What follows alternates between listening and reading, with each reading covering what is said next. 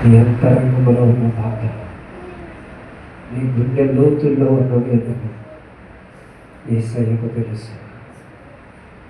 ఆయన అంటున్నాడు, నేనే నిన్ను ఓదార్చువాడు, నేనే నిన్ను బలపరచువాడు, నేనే నీకు సహాయం చేయవాడు.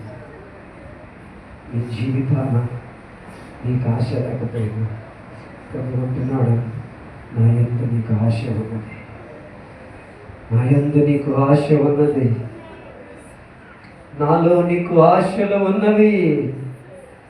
నీ జీవితం ముడిపారిపోయావు, నీ జీవితం ఒంటరి ఉన్నా, ఇదిగో ప్రభు అంటున్నాడు, నీ మూడు బారిన జీవితానికి నిరీక్షణగా నేనున్నా.